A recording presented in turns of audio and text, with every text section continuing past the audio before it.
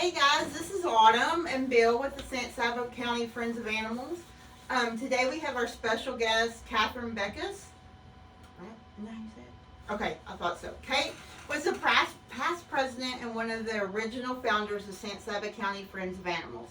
Thank you, Kate, for joining us and giving us some info about how you started and all the good stuff. Thank you. I'm happy to be here. Well, we'll start with our questions for Kate here, and I have got a chance to, over the past few months, talk to her about a few of these things, but I had a whole lot more questions, but there was just too much information to go over at first. Basically how this organization started, what was involved, how many people, was it just one person or was it 10 people, and what its original outreach was. So let's go ahead and start with our first question. When did Saba County Friends of Animals officially start? Well, we officially incorporated in October of 2012, but we really didn't get active in the rescue part of things until a little bit later. I think February of 2013 is when we took our first dog into foster care, and so we pretty much mark it from that date. Okay. Was starting Friends of Animals an idea you had, or was there a group of people involved, and what prompted creating the organization? It was not my idea at all. Back in 2012, I don't know how many people know this or remember if they did know, Scott Metter was the animal control officer for Saba back then. I've heard that. And he called a community meeting to talk about something he was calling Humane Animal Association of Saba, I think is the working title that he used. And there was good attendance at the meeting. I think there were between 30 and 40 people there. And we talked about a lot of things, how to help animals in not just the city of Saba, but countywide. We talked about a shelter. A lot of people had ideas, questions. We had a pretty good exchange of information. And at some point, when it looked like people were enthusiastic about going forward, I think Scott said something like, okay, what do we do next? And so I made the mistake of raising my hand and saying, I think we should form an organizing committee to talk about the best path forward. And so that's what led to everything that happened next. How long did that organizing committee take to? Well, the original meeting was in August of 2012, and so we met probably 2 or 3 more times before we actually created Saba County Friends of Animals. And then, as I said, it was a few more months before we got very active as far as rescuing animals. Okay. Do you recall who was all involved in the beginning? Well, there were quite a few. Valerie Cordonovas was at the original meeting, and I think she's been at every single meeting we've had since then, until she retired last year. Stan Burnham was a big part. He actually wrote our original bylaws. Chuck Little, who a lot of people know, Chuck was very active for several years, and I think he still remains active. He is. In we see deposit slips pop up with his name written. Chuck has, since we've put donation boxes at various businesses around town. You may have to get closer so they can hear. Oh. Chuck has been the person who has been tasked with collecting the money that the people put in the donation boxes around town. Trish Owen has been involved almost from the very beginning. She, I don't think, had moved here from Austin until perhaps early to mid 2013, but she has been a vital part of the group since that time. Okay. I was wondering when she got involved. I mean, she had worked in Georgetown with the fire department, or? She worked in the Cedar, I think it was in the Cedar Park Fire Department, where she met her husband Lonnie, who is the reason that she ended up in Saba. Gotcha. And she also was a vet tech at, I think it was the Houston SPCA for many years before that, which came in very handy, as you can imagine. Right. Okay. The microphone apparently is hard to hear you on the live for our. She said to speak up. Oh, sorry guys. Yeah. I'll just yell. There, hey, yell. I yelled. So. All right, so next question is, has the original objective for Friends of Animals changed any over the years? You know, I don't think the objective has changed so much, but originally we were, I think the way that we have achieved the objective has. Because originally we were pretty set on having a county shelter, because right now there is nothing available for animals who are stray or abandoned out in the county. The sheriff's department will tell you that they do not do animal control. They told me this the last couple of times that I've called them about situations out in the county. So I don't, I think when we first started, we were very hopeful of building a shelter, and I think that's sort of come full circle because we looked at a lot of possibilities, none of which came about. But I'm hopeful that you will have better luck than we did back then. Well, Saturday we were approached by some people about land, ideas, and it was further than we were than the previous Saturday. That's very exciting. But we've had a few people come up and talk about land, about possibilities of ideas, and they're spitballing with us, and you know, it's a conversation you have to be very open to. But it would be wonderful to get something countywide put together. So I think at one point last week I had five dogs, not counting the cat and kittens at our house. And I know Kim had a dog, and I know some other people had animals, but fortunately on Saturday we got them all adopted. I saw that. I was very, very excited. Yeah, that was very exciting with all the people coming by and everything with that. So before Friends of Animals, were you involved with any other pet rescues? Yes, I moved here from Denver, and while I was in Denver, I was a regular volunteer with, I think it's the largest private animal shelter in Denver, if not Colorado. And I volunteered there for about 12 years. And then before we started San Saba County Friends of Animals, and even for a little while after it was in place, I worked with Pet Pals in Marble Falls, which is not technically a rescue, I suppose. It's a low-cost spay-neuter association. But it certainly does a lot to help the animal situation in Absolutely. our community. Okay, I figured you had to have been involved with something in the past before getting into this endeavor, or you're a fast learner. Definitely involved, but I had never run a nonprofit organization, let alone an animal nonprofit organization. So it was new ground for all of us. Do you recall when Friends of Animals started using Pet Finder and what prompted you to start using it? And just everybody, Pet Finder is a piece of software that we were able to use to put our animals on that we have that are up for adoption.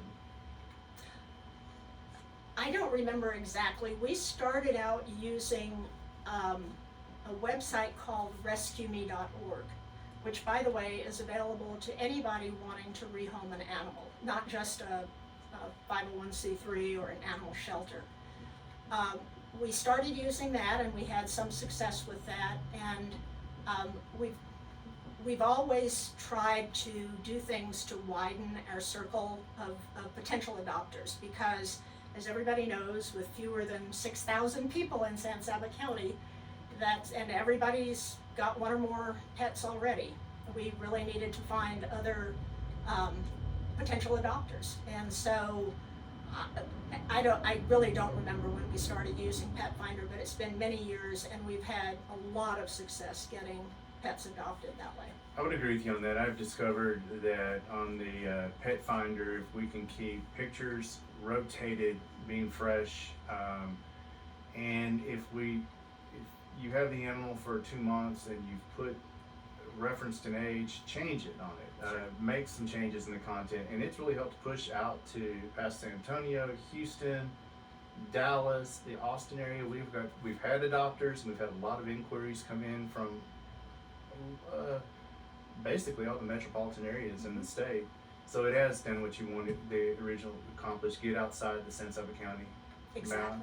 Because I know Llano County and everybody else, Brown County, they all have their dogs they're trying to adopt, and we're trying to get them out.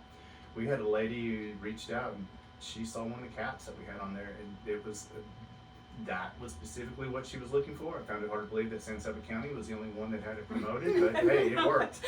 It worked. She passed her background check. Good. Always glad to hear that. Yes, no, it's important because we don't want animals getting returned. We want them to get their forever home. And it was Saturday out of Contrae Days. It was amazing how many people I heard walk up they're not there to adopt. They're just there to admire the dogs, and they're looking. Have they found their forever home? They see a family looking, and I kept hearing forever home coming from people that I wouldn't have expected to have heard that from. But it's very common for people who are into rescuing animals. So. All right, so our next question here, what are some of the big challenges you were faced with in keeping Friends of Animals active from the beginning? Well, I think it's the typical challenges that any nonprofit faces is enough volunteers and enough money. So we also, as I mentioned, none of us had ever done this before, so we were just kind of making things up as we went along. But I think once we worked on developing a program, for example, our TNR program or our spay-neuter assistance program. I think once we got past the initial hurdle of that, then the challenge was keeping it going, getting the word out. Frankly, you guys are doing, I think, a much better job now of letting the world know that this group exists and what it does, and even beyond San Saba. So I think that's key. That was certainly a challenge for us. I think technology has come so far. Like when y'all started 10 years ago, it was so different than what it is now. Like I agree. Yeah, there definitely are different tools available now to help spread the word. But the TNR program, I could see that being one of the most challenging ones because it does require money, the donations, and it does require the volunteers, and it is. Fostering is unique in its own way, but boy, TNR, that is a boot camp for 3 or 4 days when you start the process of getting ready to do that. Getting the traps out, getting the cats collected, getting them set up to go to either Austin or San Angelo, and getting them returned, and then repeating the cycle, getting them all back out where they belong. It I don't know, might be like after tax day for accountants. it's exhausting. Except on that. tax day only happens once or twice a year. True, and it's and we've been very blessed with getting more donations coming in for TNR that we've noticed here, because we've been trying to get the word out, and I believe so far from January to our last TNR, we've done 85 cats. Wow. I believe I knew at our meeting last Monday, I believe we're at 70, but we've done 15 since then. That's huge. That's a lot. And it's a lot of work, and that's a department that needs. You know what else it multiple is? It's a lot of kittens that aren't going to be born. True. And that is key to everything Yes. in rescue, to be honest. Yes. I know that we've got a couple pet projects we're working on right now with large groups of cats, and as quick as we can fix them, you can't get everyone fixed at that moment, and we've got a handful of kittens that we're dealing with now because of that. So, in your opinion, which program Friends of Animals offers is the most consuming? The most time consuming? Yes. Oh, it has to be the rescue and adoption program, Okay. because the intake, which doesn't sound like a big deal, but actually involves quite a bit of time and effort, and then finding a foster. And then while the animal's in foster care, obviously you're doing all the support of the foster family, scheduling vaccinations. I think you're in charge of the vaccinations, and scheduling spay-neuter, dealing with anything that comes up relating to that animal. And then the whole time that's going on, you're working on finding an adopter for that animal, and it just adds up tremendously. Artemis gets his vaccinations tonight. He was supposed to get it last night, but with the storm, it's like I don't want to go anywhere near a dog Sure. during a storm with a needle. No, Yeah. no. If it's like my dog, it would not be fun during a storm. What kind of fundraisers has Friends of Animals done over the years, and how did the proceeds benefit the organization? Well, we have done a lot of different types of fundraisers. We've done garage sales, we've done silent auctions, we did an online auction last year, which went surprisingly well, surprising to me. We have, for several years, George Thompson out at Chase Pecan has had run spaghetti dinner, Mm-hmm. and that was very profitable both from the standpoint of selling spaghetti, but also Chase Pecan has been a tremendous supporter of ours and has always donated generously in connection with that event. But also George was able to raise quite a bit of money by soliciting their vendors to help support this project that Chase was behind.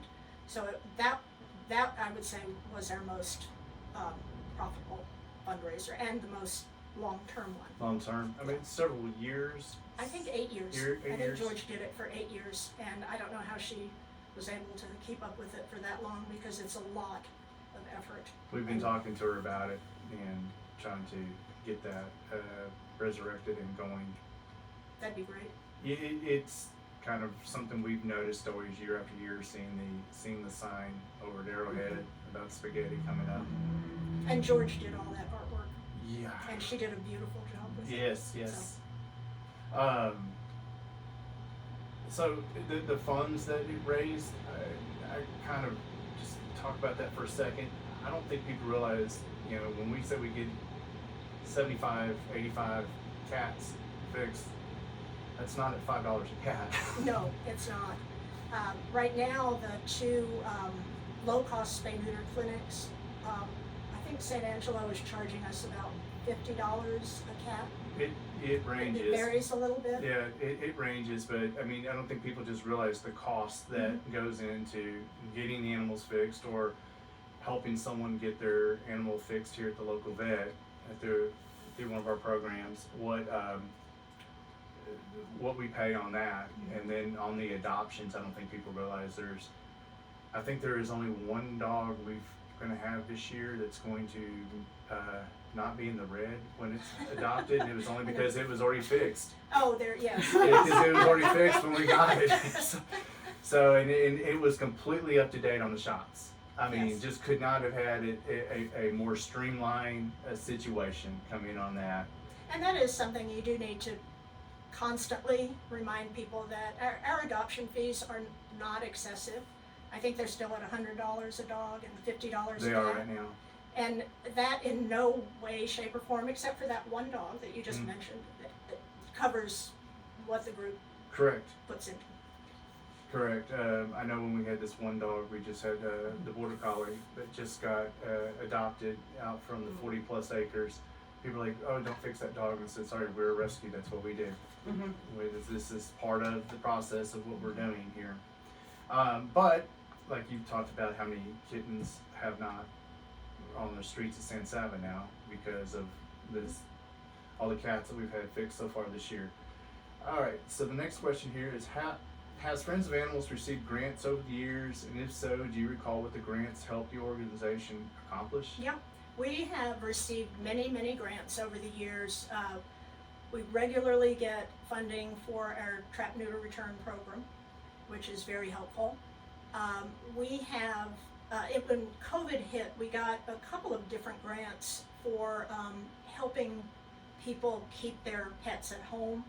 And we have gotten a grant or two when we've had a special needs type dog that needed surgery or something like that, or a cat that needed surgery. And my favorite grant was in 2013 and 14, we had a $5,000 grant from a private foundation to get dogs in, I think in the city of San Saba, maybe the city and county, spayed and neutered. And that was the genesis of our spay-neuter assistance program. We decided, it was such a good program that we decided to continue it on, even though we weren't able to get any more grant funding. that is an expensive program to keep running, but it does have a lot of good that does come, and I got to see some of it. I know when we first started looking at everything I guess in December, and with you, I heard about the program, I'm trying to understand the program, but after getting to see the program work, you see why you go out and you do fundraising. Absolutely. There's more good that comes from that than anyone could probably ever imagine if you get to see it firsthand. Has Friends of Animals had any private donors from time to time step in and help with special projects? And if so, can you tell us a little bit about those special projects? I think it's been more, well, yes, we have, actually. So last summer, we took in 6 older puppies. Originally, we thought had been abandoned out in the county, and it turned out to be a little bit different than that. But that's one of the projects we were called in by the sheriff to help with. And Sylvia Donath fostered those puppies. Lily, the last one, just got adopted recently. Anyway, Sylvia did a post about the puppies and we shared it. And we immediately had people contributing money to help with those puppies in particular.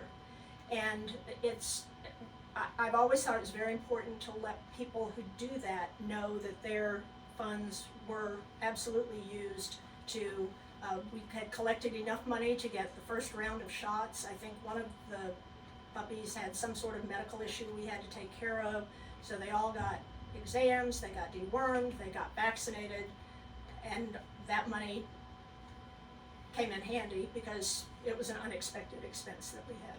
So, And it goes quick. And it goes. Another example, you've told the story of Bella, the Mhm. dog that we took in many years ago, who was nearly dead from mange and secondary skin infections. And she was emaciated when she arrived with us. Trish Owen did a lot of posting about her, and we put I think it was an Amazon wish list, because she needed medicated shampoo and medicated wipes and pajamas. She had to wear pajamas because she had no fur. It was weird taking her outside with the pajamas on every morning. Yeah, exactly. Because of the sunlight. And people responded like you would not believe. I mean, she grew out of the pajamas before we could use all of the sets that were donated for her. So yes, we have had several instances like that. Okay. Looking back, can you see an impact that has been made in our community from the different programs that Friends of Animals has offered over the years? Yes.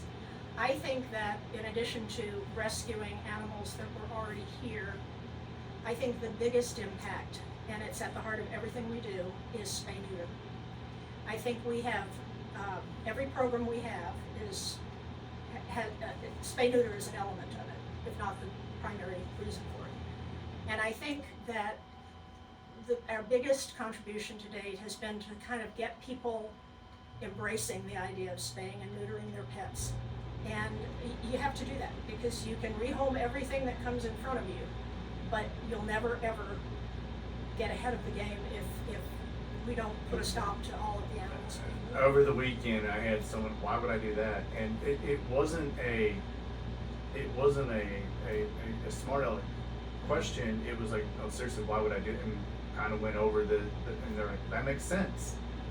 When we're at contrary days, I understood to do it when we got our dog as a young kid, but it's not common. It's not common around here, and it's not just to prevent litters of puppies and kittens. There's a lot of medical reasons. I do. Yeah. The famous Goose. All of that would have been avoided had he been neutered when he was a little pup. But huge health reasons for both males and females, both dogs and cats. Yeah, I've been learning that, and I didn't realize that was one of them. No. I looked at more for just prevention of unwanted puppies and kittens running around.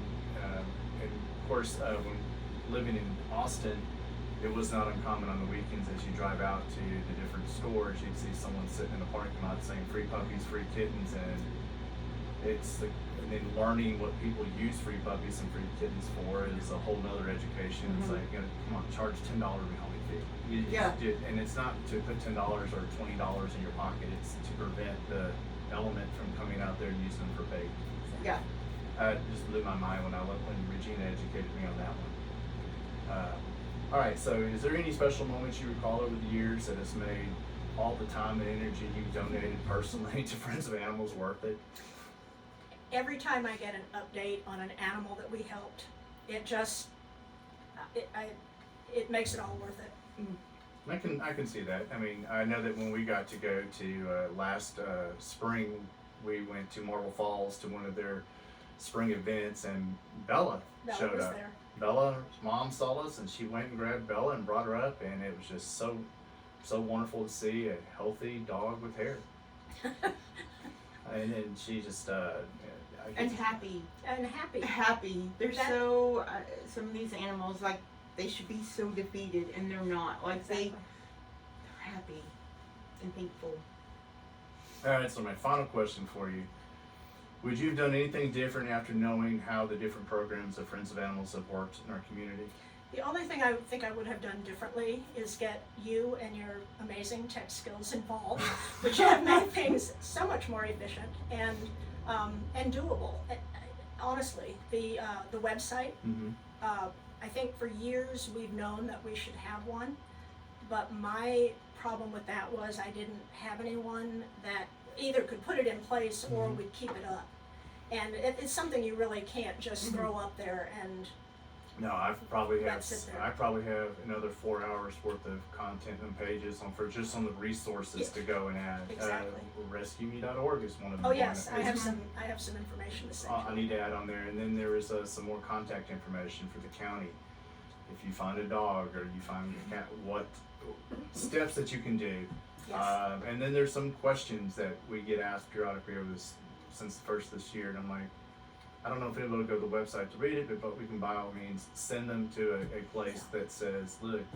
I think that's a good idea because there are some people who will actually go read that and it will save you the time of dealing We're with just it. trying, and I've looked at what other rescues have put on there, and boy, some of them get pretty explicit on certain people's cell phone numbers that you call within the city or the county. You call this commissioner, you call this animal control officer, you call this person at the city office, and it's like, okay, well, I need to go get permission from all these people before I start putting their phone numbers, but we can point a direction of at least the main city number or the main county number to call to get, or the direction to go on that. Well, and a lot of people don't understand that if you're in the city of San Saba and there's a dog running loose, really the first phone call should be Jason Vogel, because a lot of times he knows where that dog belongs. That man knows he has a catalog in his head about Yes. where every dog belongs. Exactly. We found one Sunday morning, two of them actually, running in front of our house, and we had no idea, but they were so well groomed, and he pulled up, and first time I've ever heard him say, I don't know that well groomed dog. That might be the second time I've heard that he didn't know, but Yeah. usually he does. And then what was wonderful about it, he says, if you do know who it is, please just give him my cell phone number so we can just go ahead and because I don't even want to go take him down to the facility because I got a feeling these people are going to be coming around. And they did. 10 minutes later, they came right around the corner looking for him. See, that's a good point. Jason will try, if he can, to avoid even taking the dogs to the shelter. If he can get them home to their owners, that's Oh, absolutely. before they even set foot in that place. It's not a big, bad, scary place anymore, but he'll still do what he can to. He does his job well, and he He cares does. about what he's doing. He's made a huge difference to the success of our group. But in answer to your original question, aside from that, and I'm not kidding about that, no, I wouldn't do anything differently. I think we've made mistakes along the way, but I think the programs that we've put in place and the people we've got involved and I think the kind of attitude that has come about largely because there's some alternatives to Mhm. people dumping their animals out in the county or whatever, might happen Yeah. to them. I think that's what our group has accomplished and will continue to accomplish. I know Kate not hated, but every time she saw my number come up, she's like, somebody's dumped a dog. And she's like, what do you got now, Adam? And I'm like, Well, I think that you're absolutely right about alternatives. There are alternatives to dumping, and people are learning that. And I know that we've received